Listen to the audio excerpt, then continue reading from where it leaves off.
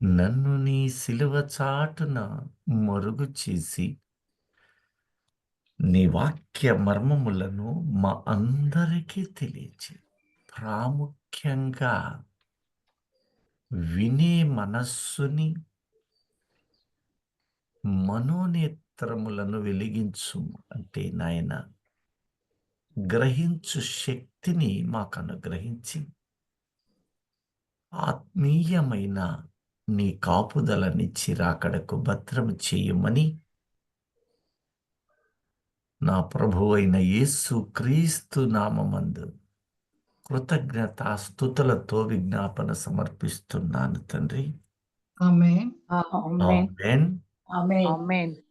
ప్రియ దైవజనమ్మ, మనము కొద్ది వారాలుగా ఒక అంశాన్ని ధ్యానిస్తూ ఉన్నాము. అందులో అనేక సందేహాలు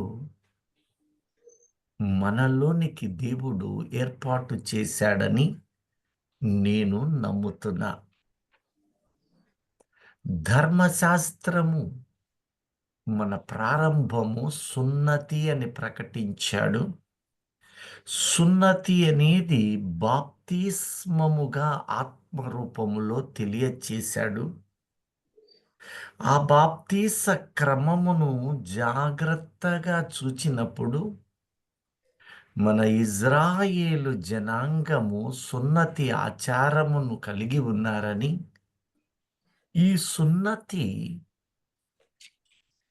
ఆత్మ సంబంధమై ఉండునట్లు మోషే వలన కలిగినది అయితే అది మీ పితరుల వలనే వచ్చిందని ప్రకటిస్తూ దేవుడు ధర్మశాస్త్ర విషయమును ప్రకటిస్తూ ఉన్నాడని, ఇప్పుడు ధర్మశాస్త్రం అనగానే అది శరీర సంబంధమైనదా ఆత్మ సంబంధమైనదా అనే అంశాన్ని దేవుడు తెలియపరిచాడు. ఇక్కడే మనకు ఎన్నో ప్రశ్నలను ప్రభువు తన ఆత్మ ద్వారా బయలుపరుస్తూ ఉన్నాడు. ఇప్పుడు మరలా ఇంతకు మునుపు చదివాము గనక మరలా జ్ఞాపకముందో లేదోనని ఒక ప్రశ్న, అదే ప్రశ్న మొదట మీ ముందుంచుతున్నాను. ధర్మశాస్త్రము ఆత్మానుసారమైనదా, శరీర ఇజ్రాయేలీయులుగా వారున్నందున శరీర సంబంధముగా చూపాడంటారా? ఆత్మ ఆత్మ సంబంధమైనది. మనం గ్రహించాం. ఎందుకంటే ధర్మశాస్త్రము రాసినప్పుడు ఆ పలకల మీద దేవుడు తన ఆజ్ఞలను రాశాడని, ఆ చేతి రాత దేవునిది అని జకర్యా 7వ అధ్యాయము 12వ వచనాన్ని చూడండి. ఈ మాట చదివిన తరువాత మనలో ఒక ప్రశ్న రావాలి. అదేంటంటే, అవును గాని ఈ ధర్మశాస్త్రము క్రిందకు మనము అన్యులము కదా, ఈ ధర్మశాస్త్రము మన మీద పెత్తనము చేయగలదా? నేను పెద్ద ప్రశ్న ఇలా తెలివి గల వాళ్ళు మ్యూట్ చేసి వదిలేస్తారా? తెలుసుకోవడానికి మనమంతా ప్రయత్నం చేద్దాం. సాధ్యమైనంత మట్టుకు మీరు సందేహాలు చెప్పాల్సిందే. నా నంబర్ ఉంది. మీకును సందేహాలు రావాల్సిందే. అప్పుడే ఆత్మీయ తలంపులలో మనము పరిశోధకులుగా మార్చబడతాము. హల్లెలూయా. హల్లెలూయా. హల్లెలూయా. చెప్పండి ఈ మాటకి. మనము అన్యుల నుంచి కొనపడ్డాము నేడు. మనము అన్యులుగా ఉండి రక్షణ లేని నాడు మన మీద ధర్మశాస్త్రము పెత్తనం చేస్తుందా? ఒకటి. మనము అన్యుల నుంచి రక్షించబడి క్రీస్తులోనికి వచ్చాం కదా. అవునండి. వచ్చారు. ఇప్పుడు మన మీద ధర్మశాస్త్రం పెత్తనం చేస్తుందా? మొదట పెత్తనం గురించి జ్ఞాపకం చేద్దాం. పెత్తనం చేయదండి. పెత్తనం చేస్తుంది ప్రేమగా ఉన్నప్పుడు చేయదు. చేస్తుంది రక్షణలో ఉన్నప్పుడు చేయదు. ఇప్పుడు మనము అన్యులము కదా. అవును ధర్మశాస్త్రము ఎవరికి ఇవ్వబడింది? ఎవరి ద్వారా? మోషే ద్వారా మోషే ఇశ్రాయేలుకి ద్వారా ఇవ్వబడింది. ఇశ్రాయేలుకి యోహాను ఇశ్రాయేలు సువార్త ప్రజలకు ఇవ్వబడింది. యోహాను సువార్త 7:22-23 వచనాలు. ఎందుకంటే అనేక ఆలోచనలు, మనము అన్యులం కదా. మరి మన మీద ధర్మశాస్త్రము ఉంటుందా ఉండదా? ఇది ప్రశ్న. ఉంటదండి. ఉంటుందండి ఉంటుందండి. ఉంటుంది. ఉంటే ఎలా ఉంటుంది? పితరుల వల్ల ఆత్మ కలిగి సంబంధంగా ఉంటుంది. ఆత్మ. మనోళ్ళు తెలియగలోళ్ళు పేపర్ లీక్ చేసి వాటిని మళ్ళీ చెబుతుంటారు. మిగతా వాళ్ళకు కూడా అవకాశం ఉంది. హల్లెలూయా. ఇంటికి పేపర్ లీక్ అంటే ఏం లేదు. అయిపోయిన తర్వాత కొందరు ఆత్మ సంబంధంగా ఎదుగు వాళ్ళు ఆ సందేహాలు పట్టుకొని టెన్షన్ పడలేక మళ్ళీ ఫోన్ చేస్తారు కదా. తెలుసుకోవడానికి డిస్కషనే ఇది. పరిశుద్ధాత్మ మనలో నుండి అనేక సందేహాలను, సమాధానాలను ఇస్తాడు. ఇప్పుడు చదవండి యోహాను సువార్త మొదటి చదివి, ఈ ధర్మశాస్త్రము మన మీద ఉందా? ఎందుకు ఈ మాట అంటున్నాడంటే, ఇప్పుడు ఇది చదివాక అపోస్తులుల కార్యాలు 17వ అధ్యాయము 30వ వచనము చూద్దాం. ధర్మశాస్త్రము అన్యుల మీద ఉందా లేదా? ఒక ప్రశ్న. ఉంటే అది ఏ రీతిగా పొందుపరిచాడు? ధర్మశాస్త్ర సంబంధముగా ఆయన విమర్శిస్తున్నాడు అని కొన్ని మాటలను మనము చూస్తాము. ఇప్పుడు ఈ ధర్మశాస్త్ర ప్రకారము విమర్శ జరిగి నీవు నేను ధర్మశాస్త్రమే ప్రమాణమై తీర్పు జరుగుద్దా?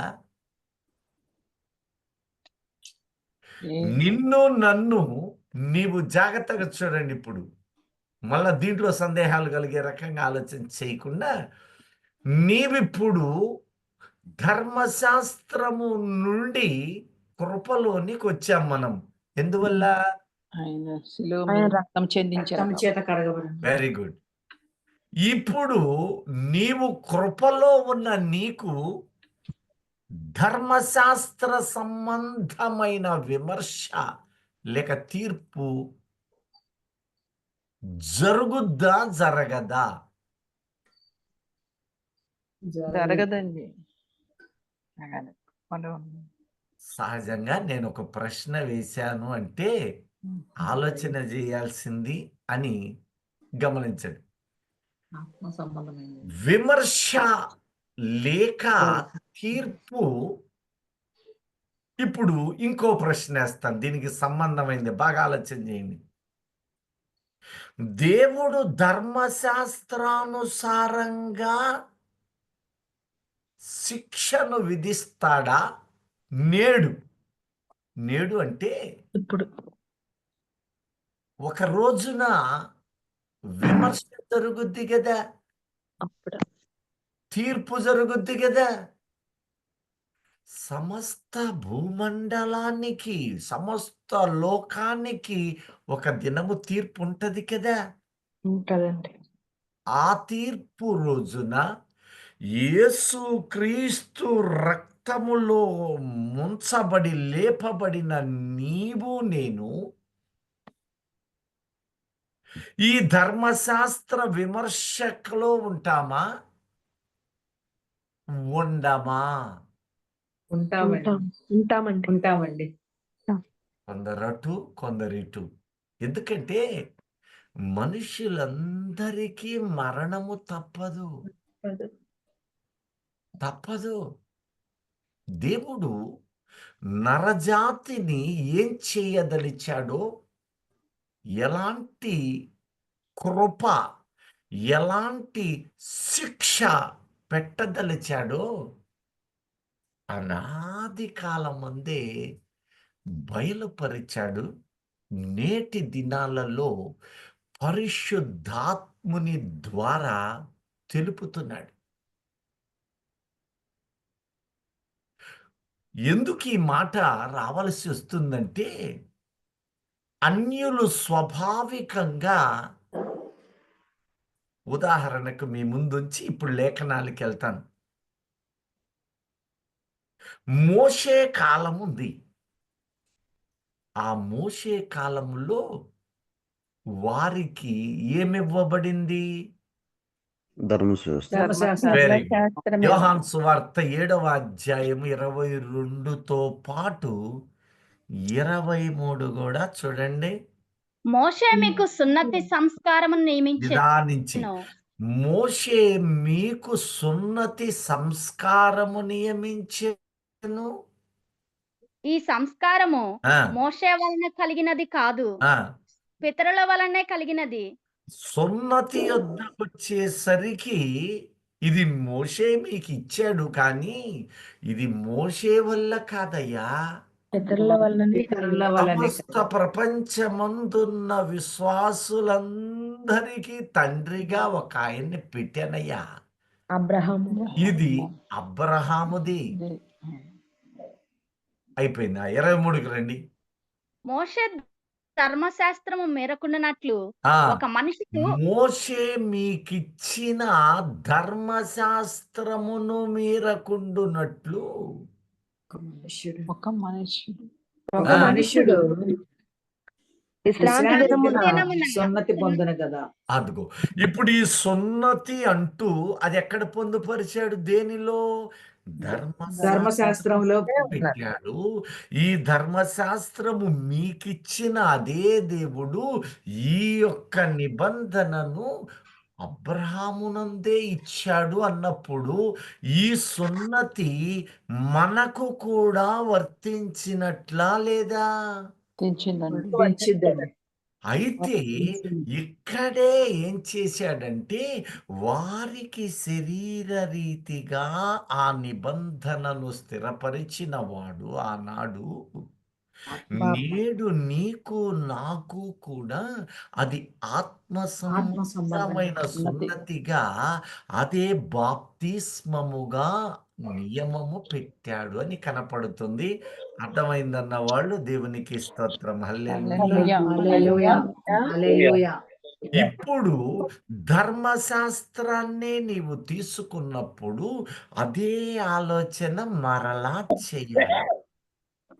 అవును, ధర్మశాస్త్రము ఇశ్రాయేలీయులకు మోషే ఇచ్చాడు. Very good. అయితే ఈ ధర్మశాస్త్రము అన్యుల మీద ఉంటుందా ఉండదా? ఒక ప్రశ్న. రెండవది, దేవుడు దేనిని బట్టి రేపటి దినాన ఏ అంశములను బట్టి ఆయన తీర్పు దినమున నియమము చేస్తాడు? శిక్షలైతే శిక్షలు, ధర్మశాస్త్ర క్రియలను బట్టి నీవు జీవమా మరణమా అనేది ధర్మశాస్త్రము క్రియలను బట్టి, ఆయన ధర్మశాస్త్రమందున్న వాటిని బట్టే చేస్తాడా, లేక కృపను బట్టి చేస్తాడా? మరలా చెబుతున్నా, సంక్లిష్టమైన తలంపులు గనుక తెలుసుకొనే తీరాలి. ఒక రోజు తీర్పు జరుగుద్ది కదా. జరుగుతుందండి. ఈ తీర్పుని ధర్మశాస్త్ర ప్రకారంగా చేస్తాడా? రెండోది, నీతిమంతులం కదా మనము, నీతిమంతులమే. విమర్శలో పాల్గొంటామా పాల్గొనమా? పాల్గొంటామండి. పాల్గొంటాం. పరిశుద్ధమున. పాల్గొనాల్సిందే. అవునండి. నేను నీతిమంతుణ్ణి కాబట్టి నా మీద ధర్మశాస్త్రం ఇక ఉండదు. నేను మరణాన్ని దాటి జీవములోనికి వెళ్ళాను అని నీవు నేను ఆశిస్తాము. అయితే అక్కడ ఒకటి పెడతాడు,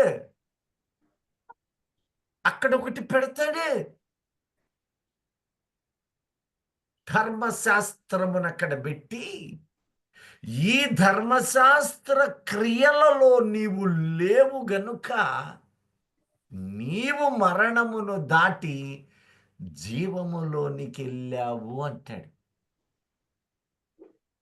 నీవు ధర్మశాస్త్రమును పాటించు వ్యక్తివై ఉన్నావు.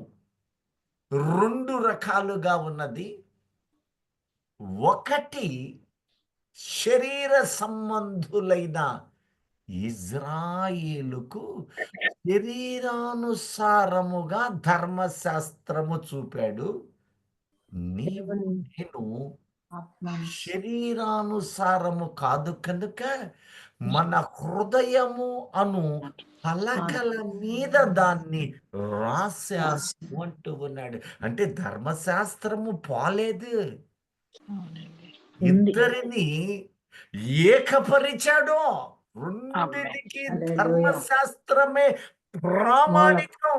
ఎఫ్ఎస్సి 2వ అధ్యాయం 14 చదవండి. ఇప్పుడు తర్వాత మనం నెక్స్ట్ కొద్దాం. చాలా జాగ్రత్తగా గమనించుదాం. ఆయన మన సమాధానమై ఉండి నీకును మాకును ఉండిన ద్వేషమును అనగా విధిరూపకమైన ఆజ్ఞలు గల ధర్మశాస్త్రమును తన శరీరమందు కొట్టివేయుట చేత మధ్య గోడను పడగొట్టి మన ఉభయులను ఏకము చేసెను. ఏంటి ఆ మాటలో భావం?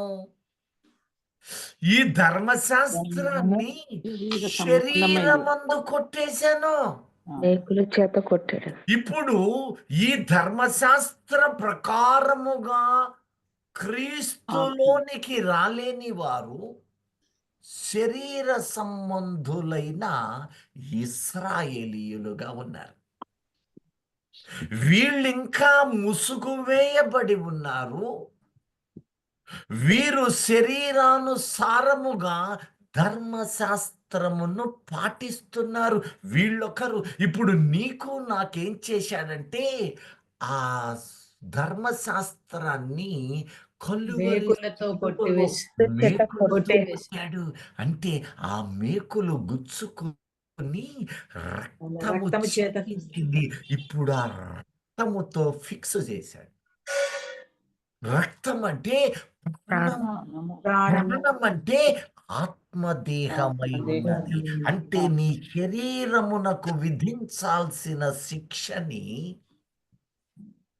నీ శరీరానికి విధించాల్సిన శిక్షను యేసు క్రీస్తు తాను మోసాడు. మోసిన తరువాత ఈ శరీర జీవిత కాలాన్ని, ఈ లోకములో నీ బ్రతుకు దినములు ఆయన ఉదాసీనతతో క్షమిస్తూ ఒక అవకాశాన్ని ఇచ్చాడు. మారు మనసు పొందుటకు ఈ భూమి మీద నీ ప్రాణమున్నంత వరకు ఒక అవకాశం.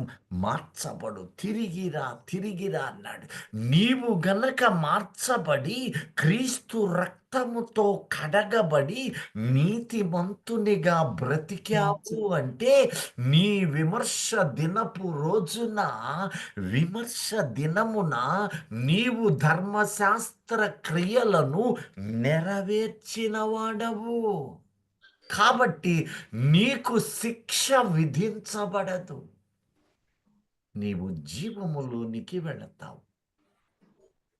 అంటే ఇప్పుడు ధర్మశాస్త్రము ప్రామాణికము చేశాడు.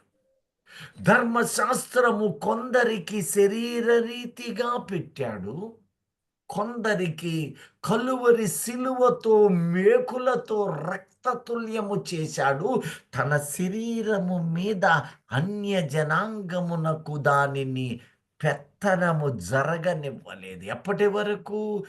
భూమి మీద. అందుకనే ధర్మశాస్త్రము శరీర సంబంధమైన శిక్షలకు లోను చేసింది. ధర్మశాస్త్రము కంటికి కన్ను, పంటికి పన్ను, కాలుకి కాలు, చేయికి చేయు, అన్నిటి అంతము చావు, చావుకి చావు. అంటే శరీర రీతిగా చావుని చూపిస్తుంది.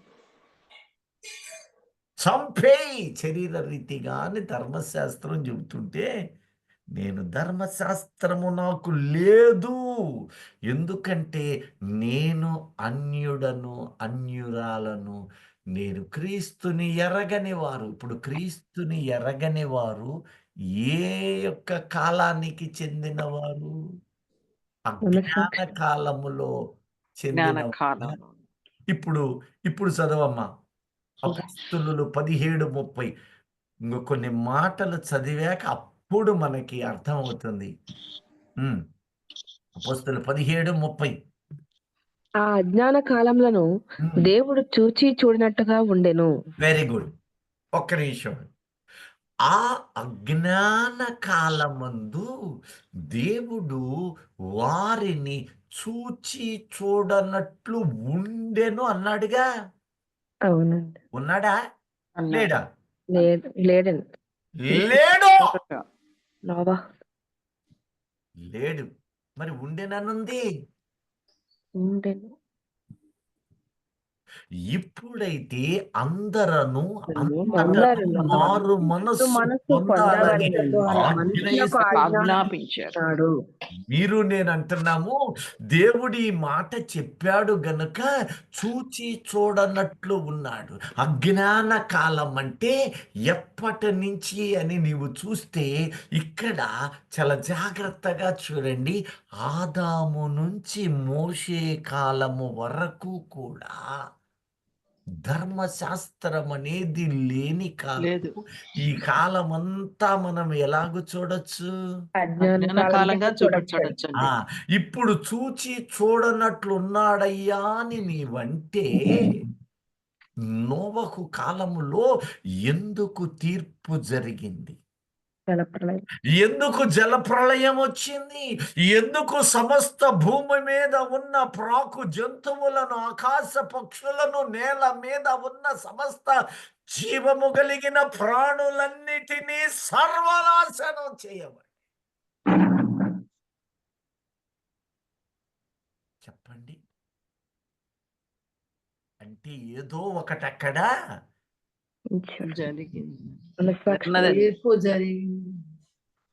ఎందుకు? ధర్మశాస్త్రమే లేదు కదా.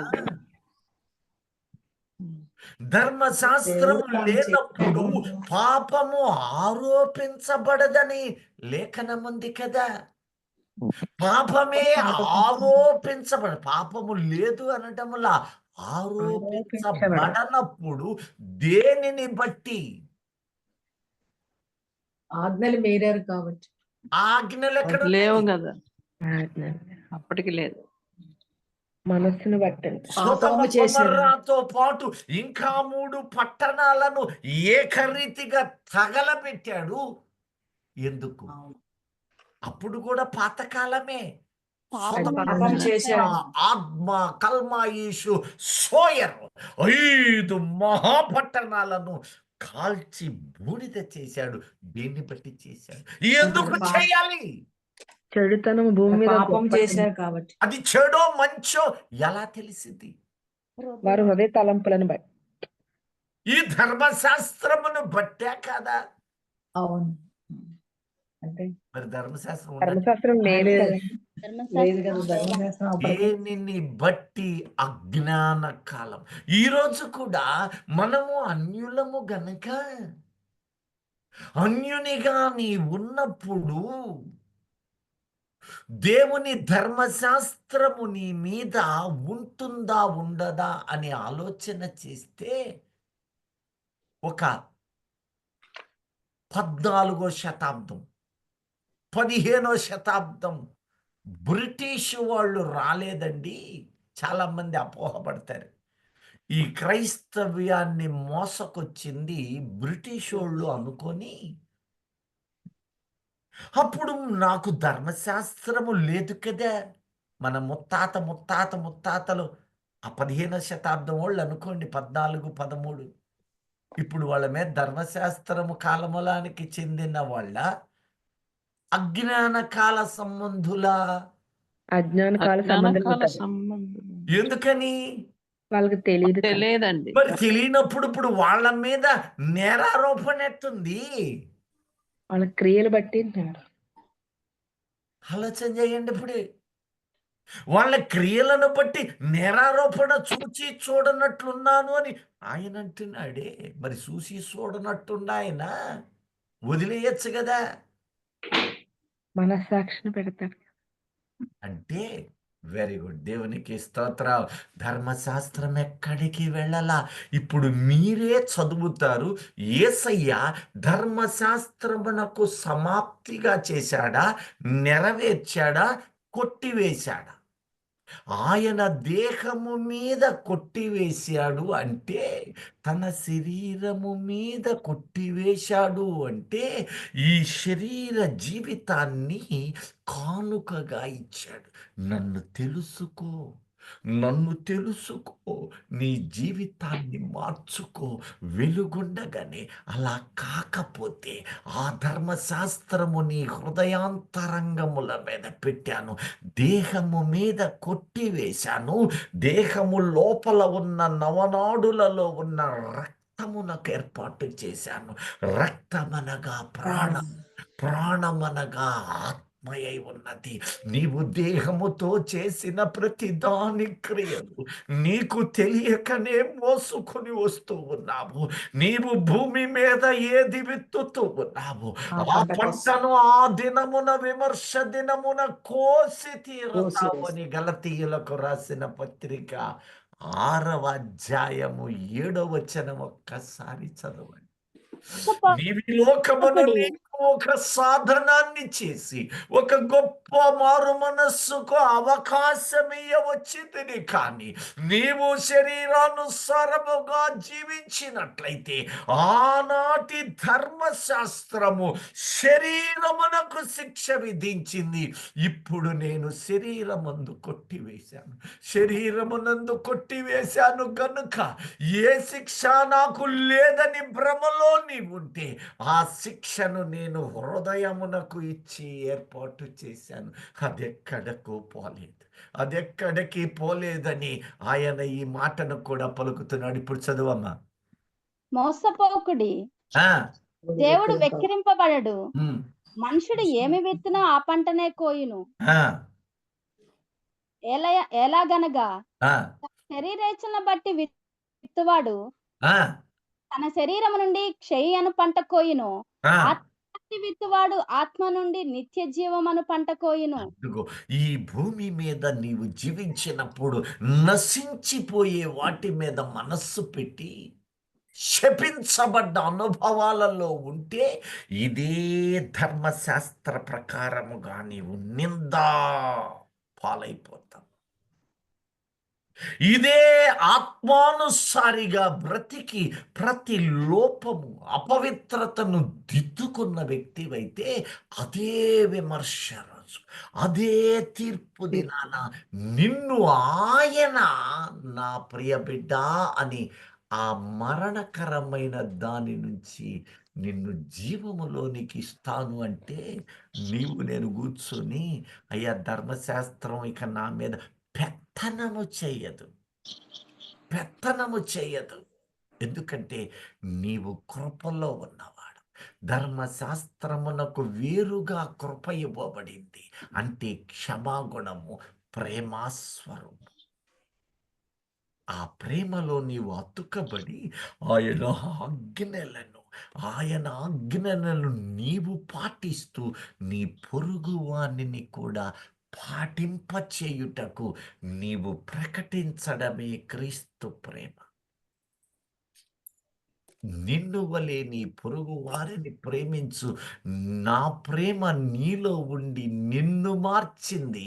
ఇప్పుడు నా ప్రేమ నీ ద్వారా మిగిలిన వారిని మార్చగలగాలి. చీకటిలో నశించు వారిని మార్చాలి ఆయన ఆదేశం. ఇప్పుడు ధర్మశాస్త్ర సంబంధమైనవి నేటి కాలములో విమర్శ దినాన, తీర్పు దినాన ఉంటాయో లేదో ఒకసారి చూద్దాం. నిర్గమకాండములో ధర్మశాస్త్రములో ఉన్న ఆజ్ఞలు ఒక్కసారి చదవండి. ఎక్కడి నుంచి అంటే పైవి మీరు కన్ఫ్యూజ్ అవుతారు గనక నరహత్య చేయవద్దు అక్కడి నుంచి చదవండి. మిగతావి కూడా ఉన్నాయి, అయితే అక్కడి నుంచి చదవటం మేలు. అమ్మా వ్యభిచారం నరహత్య చేయకూడదు. ఒకటి చాలా జాగ్రత్తగా గుర్తుపెట్టుకోండి. ఏం చేయకూడదు? నరహత్య నరహత్య చేయకూడదు. ఎందులో ఉంది ఇప్పుడు? ధర్మశాస్త్రంలో ఉందండి. 13. ఆ ధర్మశాస్త్రములో ఉంది. ఉన్నది. అవునండి. అవునండి. ఇది ఇది క్రొత్త నిబంధనలో ఉందో లేదో కూడా చూద్దాం. అది ఉండకపోవచ్చేమో బహుశా మన ఆలోచన ప్రకారం. నరహత్య చెయ్యవద్దు. వ్యభిచరింపకూడదు. రెండోది వ్యభిచరించకూడదు, దొంగిలకూడదు. దొంగతనం చేయకూడదు, నీ పొరుగువాని మీద అబద్ధ సాక్ష్యం పలకకూడదు. నీ పొరుగువాని ఇల్లు ఆశింపకూడదు. ఆ, నీ పొరుగువాని భార్యనైనను అతని దాసునైనను అతని పొరుగువాని దాసినైనను భార్యను ఆశించడం అంటే జారులు, వ్యభిచారము. ఆ తర్వాత అతని అబద్ధ దాసునైనను అతని దాసినైనను అతని ఎద్దునైనను అతని గాడిదనైనను నీ ఆ, పొరుగువాని దగు దేనినైనను ఆశింపకూడదని చెప్పాను. ఆ, అబద్ధ సాక్ష్యము పలకకూడదు. పలకకూడదు అన్నాడుగా. ఇవన్నీ కొత్త నిబంధనలో లేవు కదా? ఉన్నాయంటారా? ఉన్నాయా? ఉన్నాయి. ఉన్నాయా? తీర్పు రోజు వీటి గురించి ఉన్నాయంటారా లేవంటారా? ఉంటాయి. ఉన్నాయా? యాడికి పోలే, ఇవే ఉన్నాయి. మీకు డౌట్ ఉంటే ప్రకటన 21:8 చూడండి. పిరికి వారిను ఇవన్నీ అవిశ్వాస ధర్మశాస్త్రానికయ్యా, ఇవన్నీ ధర్మశాస్త్రమయ్యా, నాకు సంబంధం లేదయ్యా అని అంటానికి వీళ్ళు క్రీస్తుని కలిగిన నీవు నేను అబద్ధ సాక్ష్యాలు, అపవిత్రమైన పనులు చేస్తే ఈ ధర్మశాస్త్రం ఆ రోజు పుస్తకం గ్రంథములు విప్పబడెనో. ఏం గ్రంథాలు అవి? ధర్మశాస్త్రం కీర్తనలో ఉన్నమాట, దేవుడు చెప్పినవి.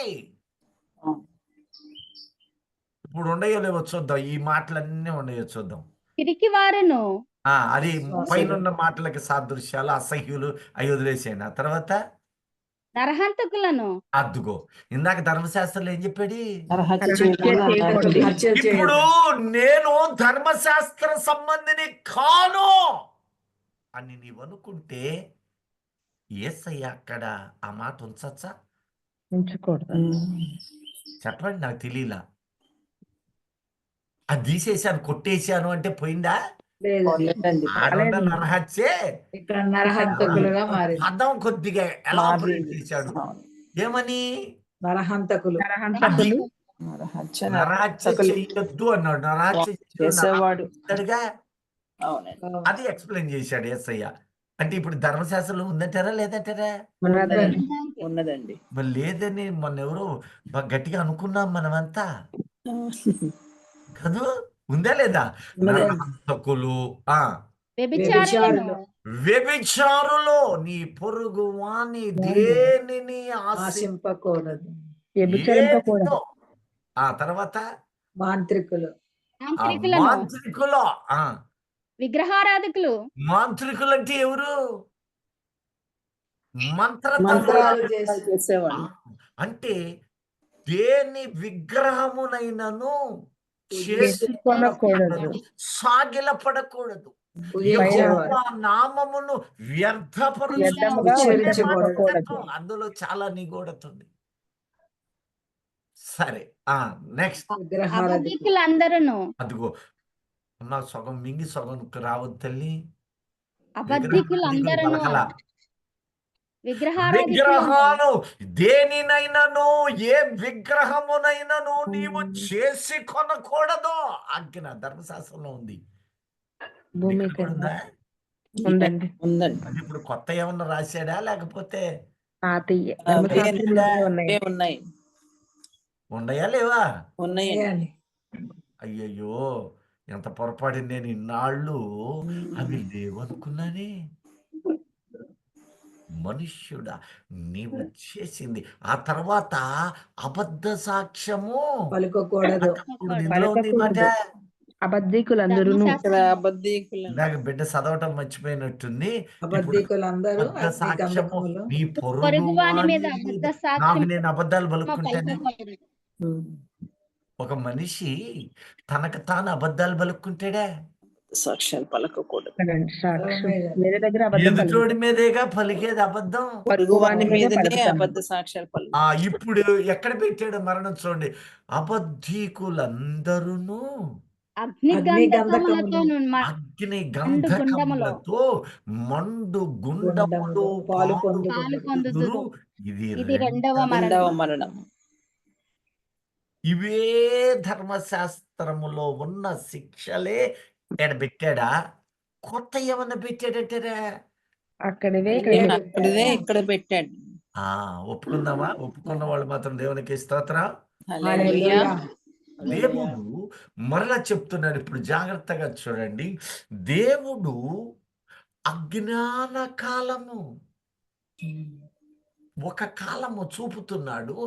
ఆదాము నుండి మోషే వరకు ఒక కాలము అనుకోండి. అది అజ్ఞాన కాలం కదా. మరి ఎలా నా మీద ఉండదు కదా అని అనుకుంటుంటే అప్పుడు మనస్సాక్షి అనే రూపంలో పెట్టాడు. ఇవే నిబంధన. మనస్సాక్షి మీద తాను ఈ ధర్మశాస్త్రం వలన ఎలాంటి నీతి జరగాలో, పాటించకపోతే ఎలాంటి బ్రతుకు మీకుంటుందోనని ఆయన హృదయమును పలక మీద రాశాడట. అంటే పరిశుద్ధాత్మ వలన మన ఆత్మ మీద రాశాడు. ఆ రోజున మోషే ఏం చేశాడు?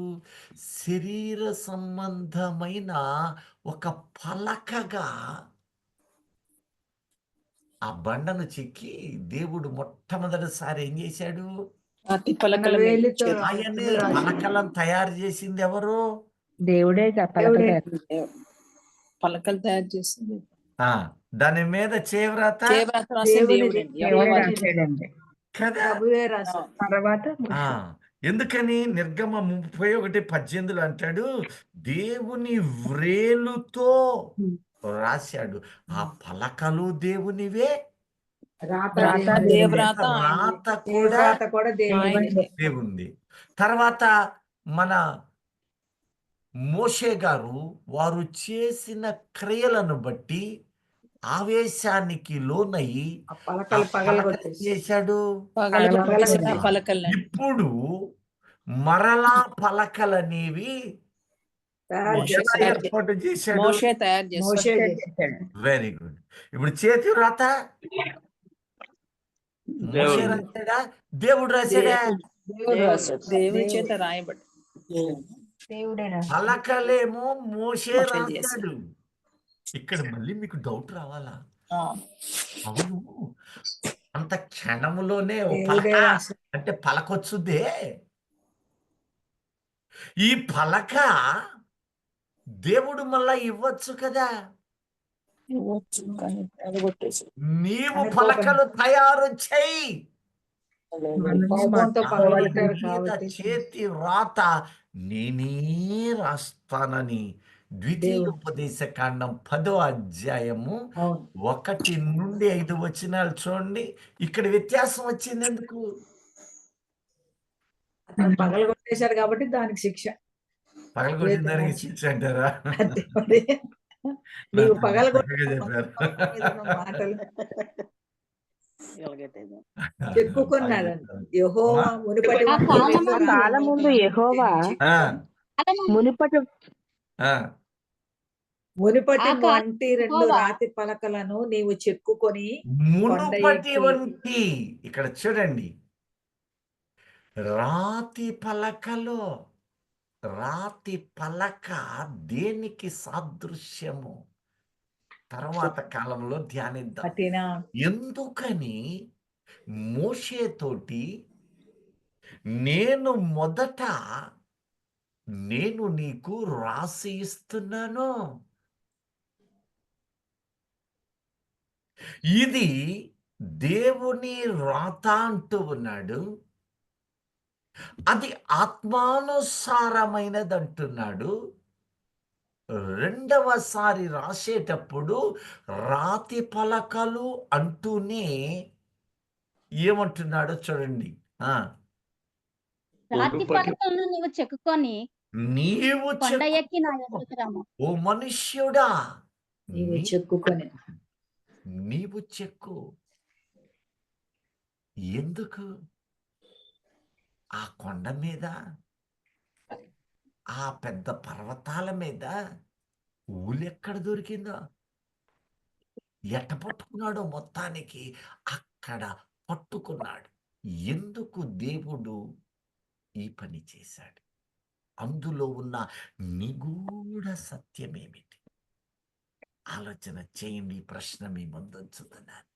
నిజంగా పగలగొట్టిన దానికి పనిష్మెంట్ అంటారా? కాదండి. పనిష్మెంట్ అయితే పలకలు పగలగొట్టిన దానికి మోషేకి ఇవ్వాలి కదా. మోషేకి ఇలా కోరహును అతన్ని 250 మందిని నేల నెరయ విడిచి మింగేసిందని తినేసి మింగేసి అంటే శిక్ష దోషికే పడింది గాని మోషేకి పడిందా? లేదు. పగిలినయా? సరే, పగిలితే పగిలిందిలే నా బిడ్డ, నా కుమారుడా, మళ్ళా నీవు పలకలు తీసుకొనిరా. అదేంటి? ఇచ్చేయన్న క్షణంలో ఇయ్యచ్చు కదా, ఇవ్వలేదు. ఎందుకు? మనకి బైబిల్లో ప్రశ్నార్థకమైన మనస్సు ఉండాలి.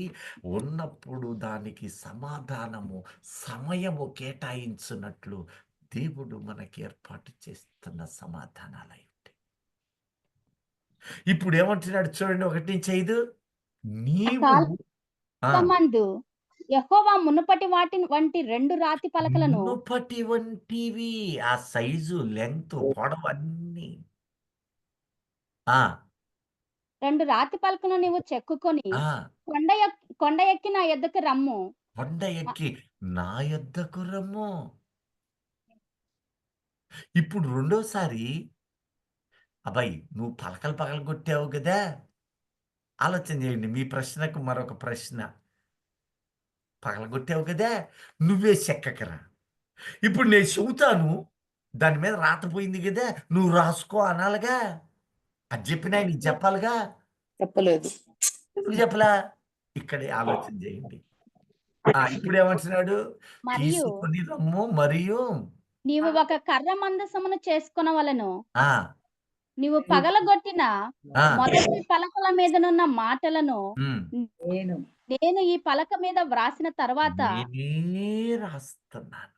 నేను రెండోసారి కూడా ప్రభువే రాసిన రాస్తాడు. మాట. ఈ పలకల మీద ఉన్న మాటలు ఎప్పుడైనా యోచన చేశారా? 10 ఆజ్ఞలే. ప్రజాజ్ఞ ఇప్పుడు మొదటి 2 ఆజ్ఞలు ఎలా ఉన్నాయో తెలుసా? దేవుడు తానేమై ఉన్నానో, నీ దేవుడైన తాను యెహోవాను మన ఎడల ఏమై ఉన్నాడో మొదటి 2 మాటలు తెలుపుతున్నాడు. మన ఎడల, తన ఎడల ఏమై ఉన్నాడు. ఆ తరువాత మరి 2 మాటలు ఎలా ఉన్నాయో తెలుసా? నీవు దేవుని ఎడల ఎలా ఉండాలో చెప్పాడు. మూడోది, నీవు నీ తోటి వారి ఎడల ఎలా ఉండాలో. ఆజ్ఞలు 10. చూసినప్పుడు అన్నీ ఒక రకంగానే ఉంటాయి. కానీ అద్భుతం ఏంటంటే, తానేమై ఉన్నాడో 2 మాటలు చెప్పి, తాను నీ ఎడల ఏమై ఉన్నాడో, సృష్టికి ఏమై ఉన్నాడో 2 చెప్పి, నీవు నా ఎడల ఎలా ఉండాలో 2 మాటలు చెప్పి, ఇక చాలు అంటూ నీ సహోదరుని ఎడల, ఇందాక చదివిందే బిడ్డ, నరహత్య దేవుని చేస్తారా? వ్యభిచారం, అబద్ధం, విగ్రహారాధనలు, ఇలా నీవు సెగ్రిగేట్ చేసి ఆలోచన చేస్తే నీవు లోకములో ఎలా ఉండకూడదో రాసి తెలియజేస్తుంది. ఇప్పుడు రాసిన వాడు అంటూ ఉన్నాడు, నా చేతి రాత అది ఒకసారి పగిలిపోయింది, రెండవది నరుణ్ణే చెక్కమన్నాను, అయితే అందు మీద ఉన్న రాత ఆ మొదటిసారి అదే రాత, రెండవసారి కూడా ఆ ప్రభుయే నా రాశాడు. వ్రేలితోనే రాశాను. దేవుని వ్రేలు అంటే ఎవరు? పరిశుద్ధాత్మ. వాక్యము పరిశుద్ధాత్మ. ఆత్మదేవుడు. ఎందుకంటే ఆత్మదేవుడు. ఆ వ్రేలే యేసుక్రీస్తులో ఉండి దయ్యములను ఆ వ్రేలే స్వస్థతలు కలుగచేసినట్లు చూస్తూ ఉన్నాము. ఆ దేవుని వ్రేలు పరిశుద్ధాత్మ పరిశుద్ధాత్మ. దేవుడై ఉన్నాడు. ఆయన ఆ రోజు నుండి ఈ రోజున రాకడ వరకు మనలో ఉండి మనతో మన ద్వారా తన ఆశ్చర్య కార్యాలను జరిగిస్తూ ఆయన మనలను బలపరుస్తూ ఉన్నవాడు. దేవునికి స్తోత్రం. హల్లెలూయా. హల్లెలూయా. హల్లెలూయా. హల్లెలూయా. చూడండి, మీకు ఇప్పుడు సందేహాలు రావాలి. గలతీయులకు రాసిన పత్రికను ఒక్కసారి చూడండి. ఇప్పుడు ఆయన ఏం చేశాడో మనము నింపాదిగా 2 కొరింథీ ఫస్ట్ చదవండి, 3వ అధ్యాయం 3వ వచనాన్ని ఇక్కడ స్పష్టపరుస్తూ ఉన్నాడు. ఈ ధర్మశాస్త్రాన్ని ఏ పలకల మీదగా అనాది కాలము నుండి సెగ్రిగేషన్ చేశాడు.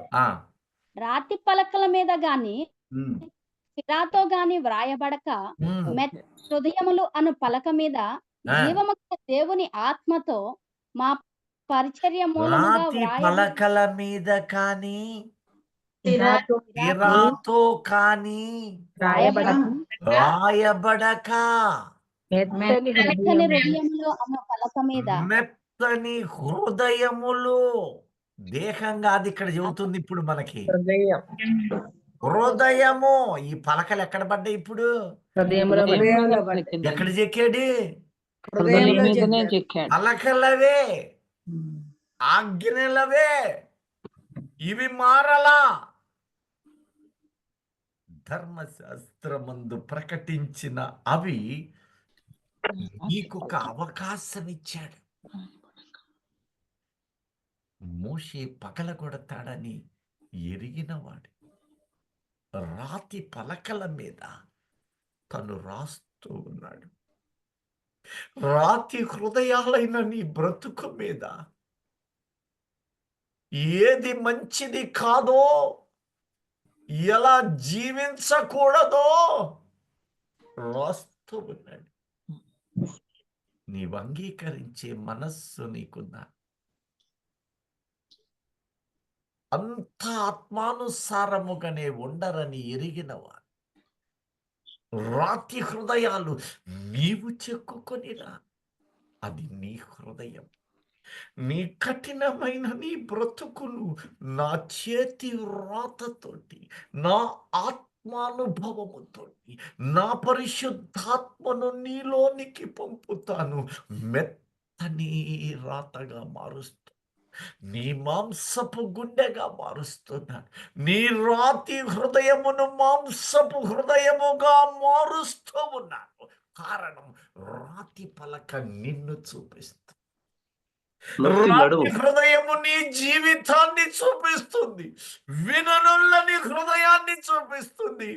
మెత్తని పలకగా నేను మారుస్తూ ఉన్నాను. నీ బ్రతుకుని మాంసము వలె మెత్తగా చేయబడాలి. అలా చేయబడాలి.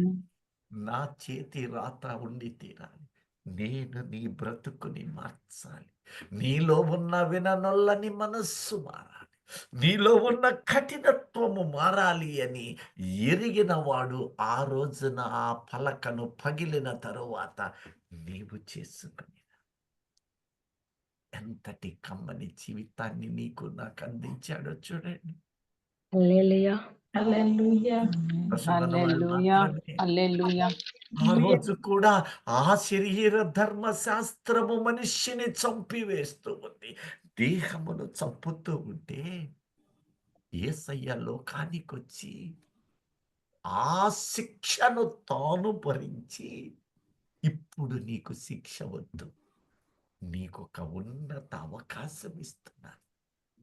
ఈ అవకాశాన్ని నీవు నీ బిడ్డలు ఉపయోగించగలిగితే నీతిమంతులుగా మారుస్తారు.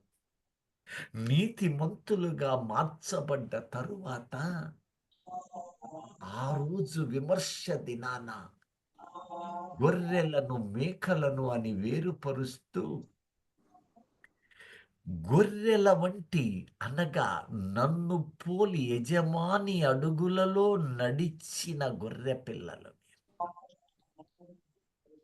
యజమాని ఎటు దూకితే అటు దూకుతూ, ఎటు నడిస్తే అటు వెళ్ళే స్వభావము గొర్రెలకుంటుంది. తిన్నని మార్గములు, యథార్థమైన మార్గములు నన్ను వెతికి నడుచు మిమ్ములను ఆ ధర్మశాస్త్ర శిక్షలు అక్కడున్నాయి. ఆ శిక్షల జోలి నేను రానివ్వకుండా మరణమును దాటి జీవములోనికి నిన్ను తీసుకొని వస్తాను. ఒకవేళ నీవు దానిని పాటించలేక, నీ బిడ్డలకు బూర బాకానాదము మూతలేక నీవు గనక నీ బిడ్డలను కోల్పోతే, నీ జీవితాన్ని నీవు కోల్పోతే, విమర్శ దినమున ఆనాడు శరీరమందుంచిన ధర్మశాస్త్ర శిక్షలను రెండవ మరణముగా ఆరని అగ్నికి ఇస్తున్నా. ఎక్కడికి పంపలేదు. ఆ రోజు కూడా ఆదికాండము 6వ అధ్యాయములో భూమి మీద నరుల ఆలోచన, హృదయ తలంపులు బాల్యము నుండి చెడ్డవి. వారు భూమి మీద తమ మార్గమును చెరిపివేసుకున్నారు. నా దృష్టిలో వారి అంతం వచ్చింది. నా దృష్టిలో వారి అంతం వచ్చింది. అంటే ఈ ధర్మశాస్త్రపు శిక్షలు, ఈ ధర్మశాస్త్ర సంబంధమైన నీతి వారి హృదయములో మనస్సాక్షి రూపములో పెట్టాడు. అందుకనే వారి హృదయ ఆలోచనలలో ఏది మంచో ఏది చెడో ఆ మనస్సాక్షి ద్వారా తెలిపాడు. ఏదేనులో ఉన్నప్పుడు ఆదాముకి మనస్సాక్షి సంబంధము లేదు. ఎందుకంటే అప్పుడు పాపం అనేది చేయబడలేదు.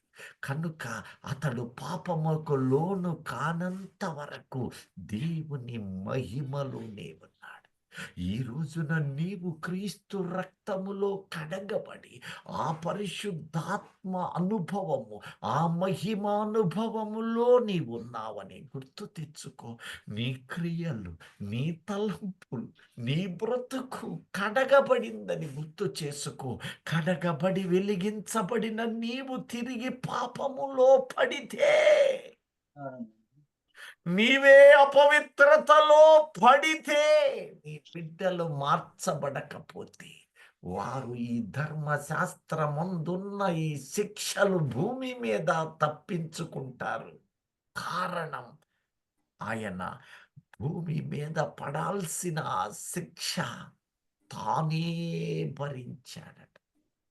నీ కోసం, నా కోసం తన దేహమును శిక్షకు పాత్రుని చేసి కలువరి మేకులలో ఉన్న రక్తమునకు తగిలించాడు. అనగా ఆత్మకు ఏర్పాటు చేశాడు.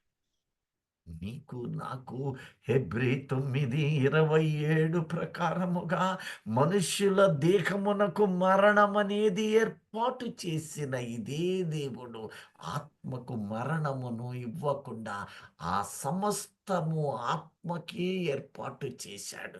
భూమి మీద నీవేది విత్తుతూ ఉన్నావు, ఎలాంటి క్రియలను కలిగి ఉన్నావు, వాటి ఫలితము ఆ దినమున తీర్పులో నిర్ణయించబడుతుంది. ఈ ధర్మశాస్త్రమే ఆత్మ సంబంధమైనది గనుక అది నీ మీద, నా మీద అనగా నడవకుండా ఉంటే నేరారోపణ చేసి తీరుతుంది. దానిని అదుగో మనస్సాక్షి రూపములో ఆనాడే పెట్టాడు. మంచేదో చెడేదో ఆ వృక్ష ఫలమును చూపుట ద్వారా అది ఆత్మ ఫలమై ఉన్నది. మంచి చెడులు ఏ చెట్టుకైనా మీరు ఉంటే తిని ఈ పాటికి మేధావులయ్యేవాళ్ళే. అంటే దేవుడు నిత్య జీవపు ఫలాన్ని అనగా జీవవృక్ష ఫలమును అనగా మరియు మంచి చెడు వృక్ష ఫలమును తోట మధ్యలో ఉంచాడు. అనగా ఈ తోట నీ హృదయమై ఉంది. సెంట్రల్ పార్ట్ ఆ మంచేదో చెడేదో అనేది తెలుపు భాగము, అదే నీ సెంట్రల్ నాడీ వ్యవస్థ, నీ జ్ఞాన వ్యవస్థ, నీ యొక్క మెదడు ఆలోచనలకు నిలయం. ఆ ఫలం ఎక్కడైనా దొరుకుద్దా? భూమి మీద అది దొరకదు. ఈ ఏర్పాటు ఆదాము కాలం అందే. పాపము జరుగుతున్నదని ఎరిగిన వాడు అక్కడే పెట్టాడు. మంచి చెడులు శరీర ఫలమా, ఆత్మ ఫలమా?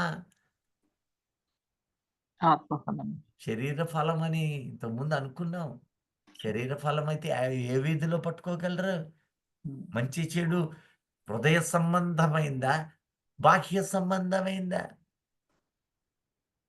హృదయ హృదయ సంబంధం. సంబంధమైంది. అట్టయితే ఒక 4 పండ్లు కొనక్కరండి. ఆ పళ్ళు తింటే నేను మంచోడైపోతానా? అవరు ఆరోగ్యవంతుడవుతాను.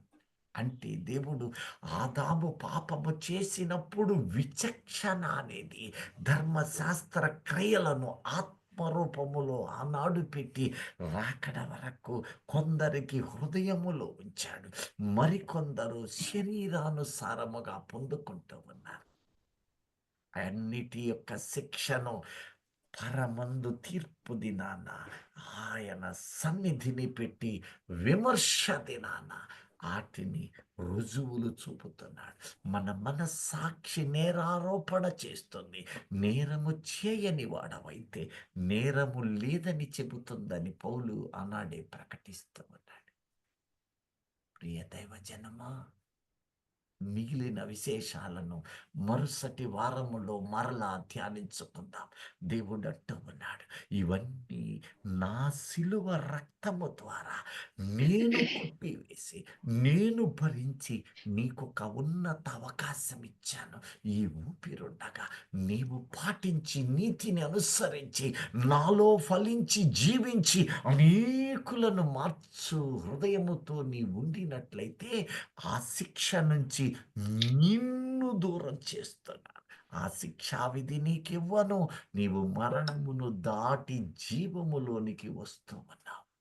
ఒకవేళ నీవు తప్పులలో మునిగి ఉంటే అదే ధర్మశాస్త్రమును రాసిన నేను కొందరికి శరీర పలకల మీద పెట్టి ఉన్నాను. రాతి పలకల వంటి హృదయాలలో మరికొందరికి పెట్టి ఉన్నాను. దేహ సంబంధమైనది ఇజ్రాయేలుకి ఇచ్చిన ఇదే నేను మనస్సాక్షి ద్వారా కొందరికి పెట్టి ఉన్నాను. నీవు క్రీస్తు సంబంధివా, లోక సంబంధివా, నిర్ణయము నీ చేతిలో ఉంది. కానీ ఫలితము గ్రంథములు విప్పబడిన దినాన నేను తీర్పు చేసినప్పుడు ఆ తీర్పు దేనిని బట్టి ఇక్కడ ఒక మాట మీ ముందుంచుతున్నాను. మనము దేవదూతలకు తీర్పు తీర్చుదమని మీరు ఎరగరా అన్నాడు. మరి దేవదూతలకి దేన్ని బట్టి తీరుస్తా? పడిపోయిన దేవదూతలకట నీవు తీర్పు తీరుస్తావు.